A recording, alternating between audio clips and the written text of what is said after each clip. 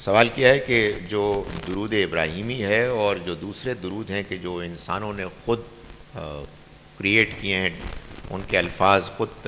تجویز کیے ہیں، ان میں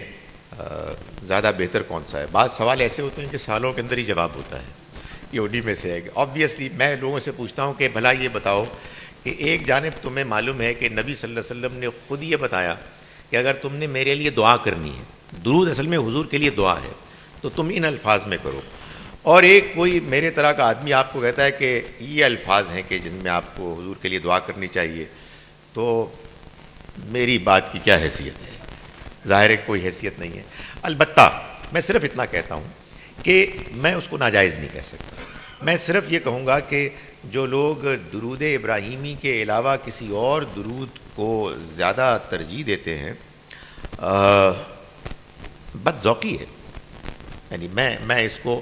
کوئی گناہ بھی نہیں سمجھتا، میں سمجھتا ہوں کہ اپنا اپنا ذوق ہے۔ البتہ یہ ضرور ہے کہ بعض اوقات چونکہ درود ابراہیمی از خود ایک لمبا درود ہے، آپ بعض اوقات اس سے کوئی چھوٹا دعائیہ کلمہ بھی کہنا چاہتے ہیں تو اس کے لیے آپ کچھ کہہ سکتے ہیں۔ یہ جو صلی اللہ علیہ وسلم ہے، یہ بھی ظاہر ہے کہ اسی طرح کے جملوں میں سے ایک جملہ ہے اور یہ دعا ہے۔ اس میں بھی میری گزارش یہ ہے کہ ہم مسلمان جب اپنے پیغمبر کے لیے دعا کریں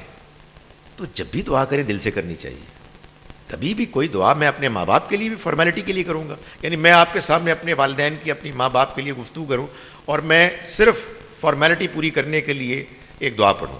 تو ہم نے نہ جانے کیوں بعض احادیث کا مطلب غلط سمجھنے کی وجہ سے یہ طے کر لیا ہے کہ جب حضور کا نام آئے گا تو ایک فارمیلٹی کے طور پر کچھ الفاظ بولیں گے۔ میں جب وہ لفظ بولوں گا مجھے اپنے پیغمبر کے لیے اپنے دل میں دعا کرنی چاہیے، ورنہ ظاہر ہے کہ ہم پھر یہ کریں گے کہ ہم بس دکھاوا کریں گے، ہمارا دین ایک دکھاوا بن جائے گا کہ آپ پڑھ رہے ہیں،